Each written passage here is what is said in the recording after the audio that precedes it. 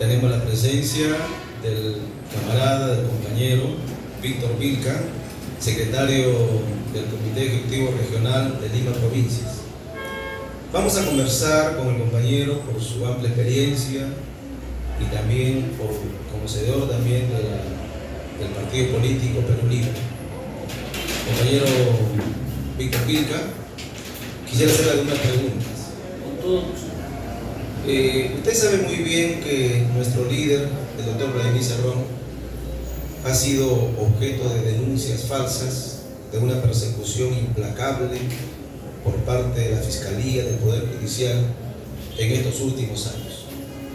Sabemos, por ejemplo, el caso de La Oroya, el caso también del aeródromo Huanca y ahora último también el caso de Antalsis.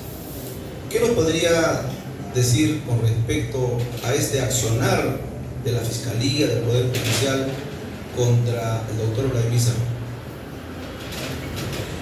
Gracias, Adrián, por esta oportunidad de dirigirme a nuestros camaradas y a la opinión pública en general.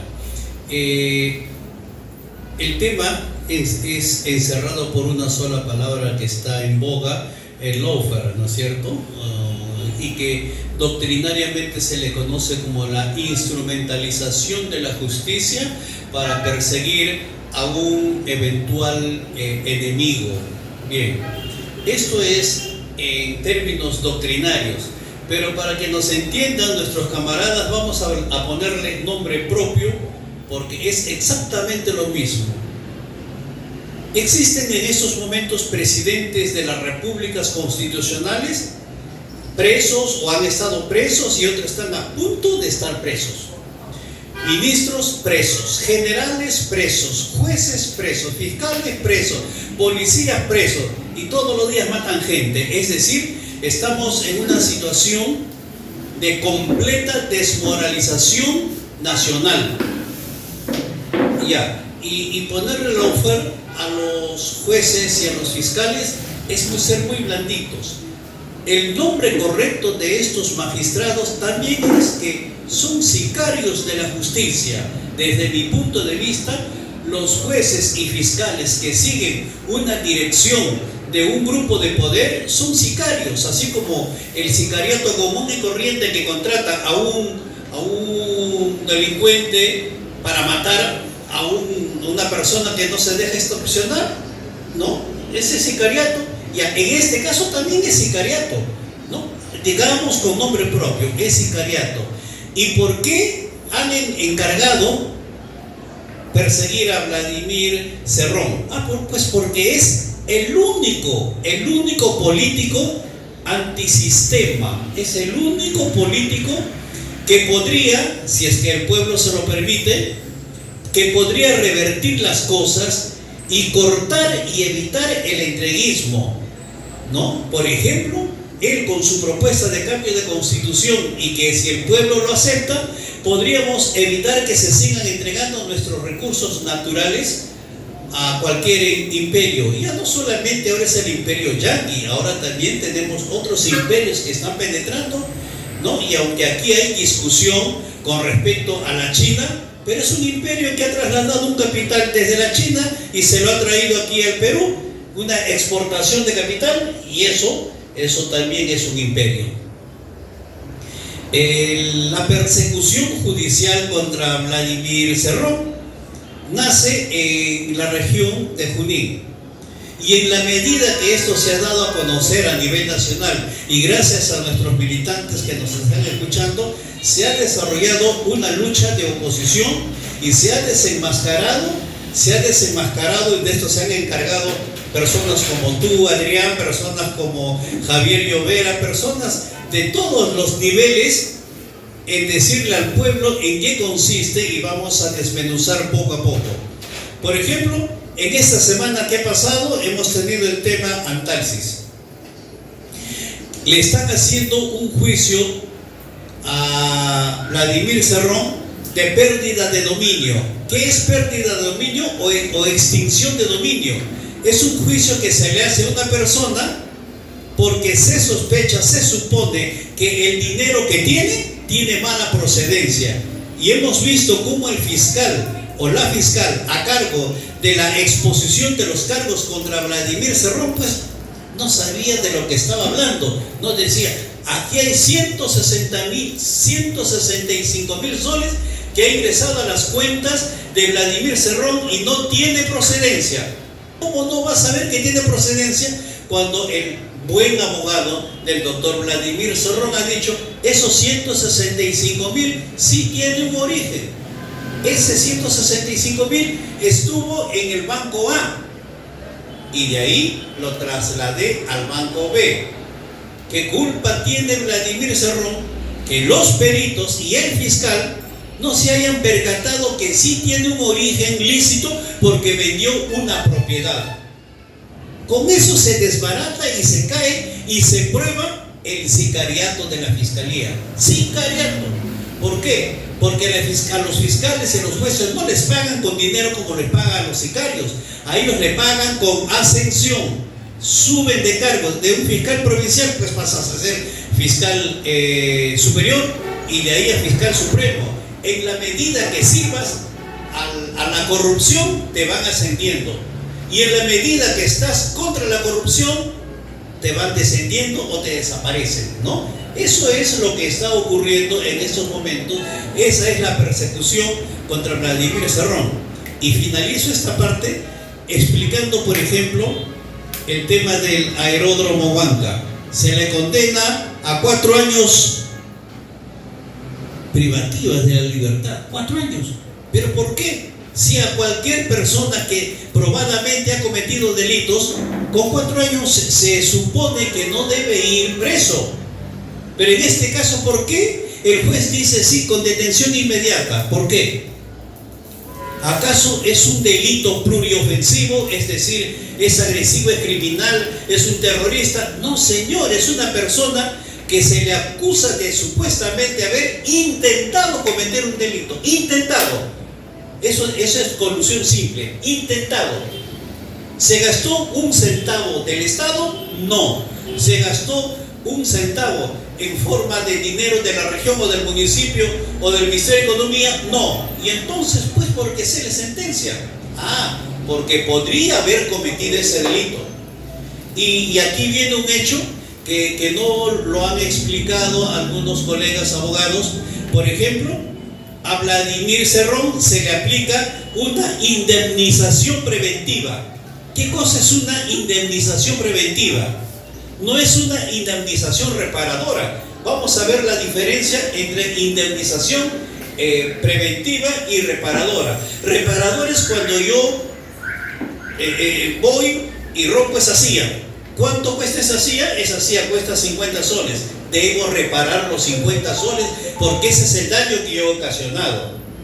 Pero en Francia se utiliza la indemnización preventiva. ¿Qué significa? Vamos a ponerle una indemnización y que esto sirve de ejemplo para que todos los que nos están mirando nunca más cometan este delito.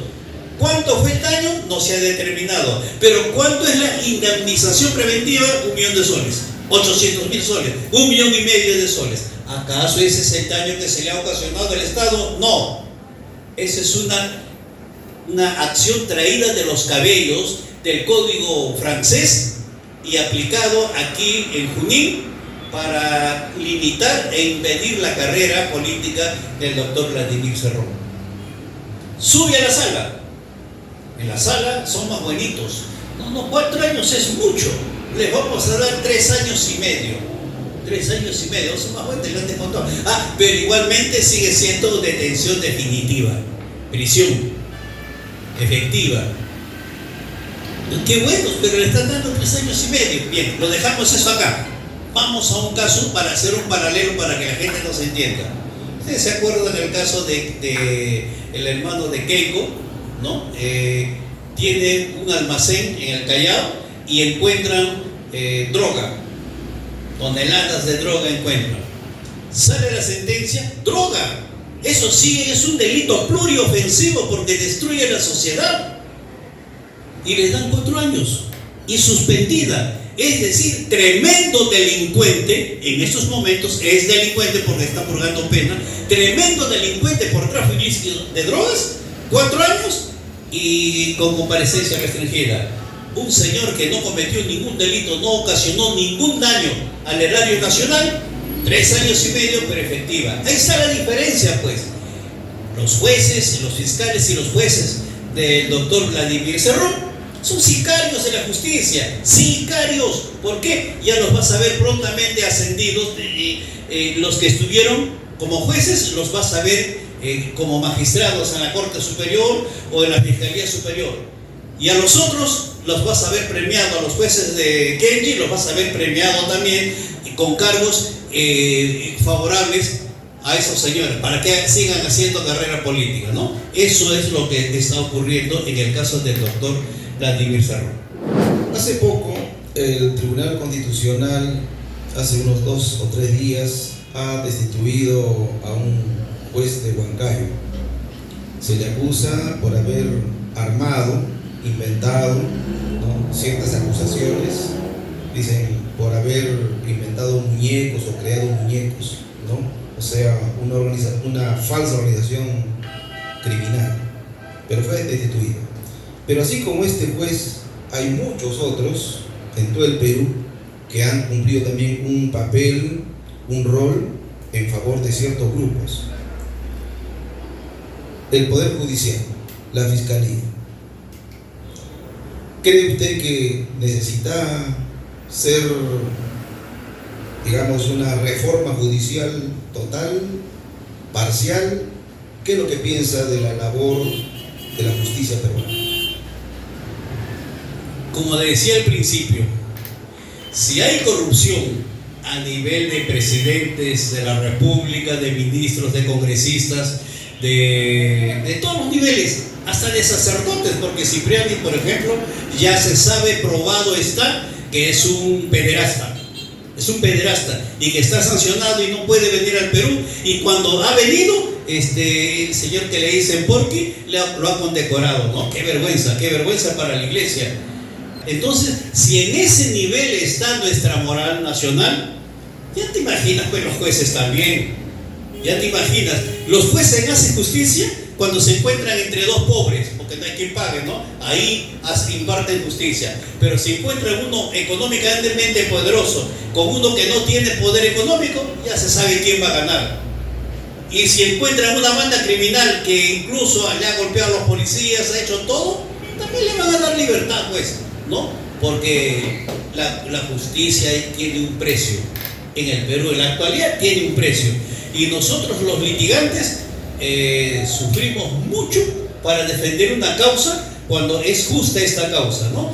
Y solamente lo poco que puedas saber, lo poco mucho que puedas haber estudiado y el conocimiento de las leyes, logras alcanzar justicia y te hace respetar en el sistema, te hace respetar, ¿no? Desde aquí yo quiero felicitar a los 2 abogados del doctor Vladimir Cerrón por la excelente defensa que vienen haciendo en sus casos, ¿no? Así como el doctor Vladimir Cerrón tiene la razón real, pero la razón legal está muy bien defendida por sus 2 abogados. Hace poco el gobierno de Dina Boluarte, la gobernadora, y cierto sector también de los congresistas invitaron a este supuesto presidente elegido democráticamente, entre comillas, ¿no?, de Venezuela, a Edmundo González. Le han condecorado, han abierto las puertas del Congreso, lo han felicitado y mucha gente se ha unido a eso también. Pero al día siguiente, el gobierno de Trump envió a su representante a Venezuela para realizar algunos acercamientos con el gobierno de Nicolás Maduro. Ante este papelón del gobierno de Dina Boluarte y del Congreso, ¿qué opina usted? Es una vergüenza que se le reconozca a una persona como presidente de Venezuela cuando el patrón de Dina, que es Trump, está buscando que juntarse con Maduro, ¿no? Es una vergüenza. Y yo no entiendo cómo podemos soportar ¿Cómo podemos soportar a una persona que tiene 70 muertos, ¿no? Y hable de justicia? ¿Cuándo la van a justiciar a ella? Cuando deje este poder, cuando deje de ser presidenta, inmediatamente deja pasar el tiempo prudencial de prerrogativa, la van a procesar y ella va a acabar presa porque ya no le es útil a la derecha. Ahorita la tienen a ella como un monigote de apariencia de sucesión constitucional por ahora. Cuando ya deja de serlo, ya no va a servir para nada, es un material desechable, ¿no? Es una botella de plástico que se botará, que se coma a los leones. ¿Quién la va a defender? Pero ella sospechaba que le va a pasar eso, por eso quiso tener su partido propio, para que en el Congreso la puedan defender, para que cuando le hagan la acusación constitucional, alguien diga, a ver, por votos, ¿procede la acusación constitucional, sí o no? Y su partido, haciendo negociaciones con otros por mayoría, no la procesan. Pero ya no va a tener ni partido, no tiene nada, está completamente desprestigiada. Y nuestros siguientes representantes del partido Perú Libre tendrán pues que luchar, bregar para que esta persona sí sea acusada constitucionalmente y se vaya presa. Esa persona de Dina Boluarte, de impresentable de Santibáñez, de Lotárola y todos ellos que ahora se están sacando la tripa entre ellos y se están insultando entre ellos, no es por cuestión ideológica, filosófica o de mejores propuestas, no, es porque se están disputando la miseria humana que ellos mismos han generado y que con eso se alimentan. Pues, ¿de qué se alimentan las personas? Se alimentan de las cosas podridas, ¿no? de nuestra sociedad. Se están disputando ese tipo de alimentos para sobrevivir políticamente. Pero el pueblo ya los conoce, y los va a sancionar en las siguientes elecciones, no alcanzando ni siquiera el 0,1, 0,2%. Según el Jurado Nacional de Elecciones, ya van 40 o más partidos políticos que ya están inscritos. Algunos partidos ya también están alistando su maquinaria electoral. Y hace unos días, en un diario Caviar, La República, para ser más preciso, sacó una columna diciendo que los partidos de izquierda ya están tratando de unirse, de formar alianzas, de formar ciertos frentes. Y La República considera como partido de izquierda a Nuevo Perú, Junto por el Perú, a los partidos de Antauro, de Bellido, de Bermejo y muchos otros partidos de C. Pero no considera Perú Libre como partido de izquierda, ¿no? O sea, que está al margen de ese supuesto frente o alianza de izquierdas. Y nosotros, como Perú Libre, también ya estamos, digamos, en campaña, preparando también el terreno electoral también. ¿Qué opina usted sobre 40 partidos políticos que van a competir y cuál es la tarea que debemos como perulibristas, ¿no?, en esta antesala del año 2026? Por ahora son 40. Se calcula que llegarán a 50, tal vez no a los 60 que están buscando su inscripción, tal vez 50 si lleguen. Acabo de escribir un artículo al que he denominado 39 contra 1. 39 son de extrema derecha, derecha y caviares. El único partido del pueblo es Perú Libre. Quieran aceptarlo o no, es Perú Libre. Y que la República haya publicado un análisis repugnante, está en lo suyo. Ahora, si el señor Gustavo Mome viviera, tendría vergüenza de su hijo y de su hija, que en estos momentos han entregado el periódico para no quebrar, porque estaban en quiebra. Para no quebrar se lo han entregado a la derecha, pues a cambio de publicidad. Y esa publicidad les hace decir que Inmundo González es un presidente constitucional. Pues ese pago en publicidad les hace decir esas barbaridades. Y siento mucha pena, porque yo tenía ciertos sentimientos cuando nace la República, denunciando casos como por ejemplo el de Uchurajay, y ese caso se consideró lo consideró como un partido del pueblo que se enfrentaba a las fuerzas militares para decir, o por lo menos insinuar, que los periodistas que murieron en Uchurajay eran hombres del ejército. La República lo insinuó cuando era el director, el papá Gustavo Mome. Pero un día, ¿qué cosa es la República? Es la cola del comercio, ¿no? Es el furgón de cola de los diarios de derecha. La batalla será 39 contra 1 y el pueblo sabe, por más que nos acusen de un montón de cosas, como que hemos abandonado a Castillo, como que hemos abandonado nuestro programa, como el pueblo en algún momento, y esta tarea la estamos desarrollando ahora, en algún momento el pueblo se va a esclarecer y el pueblo va a decir, un momentito, lo acusaron a Perú Libre de abandonar a Castillo, pero ahora están demostrando que fue al revés. Pedro Castillo abandonó a Perú Libre. Nuestro error, ya lo dijo nuestro secretario general, fue haber puesto a una persona con poca preparación, ¿no? Y yo le agrego, una persona que simbólicamente representaba a gran parte del pueblo peruano, 400.000 maestros. Por esa simbología hemos ganado también, es parte de nuestra victoria. Pero entenderá el pueblo que jamás abandonamos nosotros a Pedro Castillo. Él nos abandonó, él maltrató a nuestro líder, él le dijo, no lo necesito ni para portero. ¿Ves?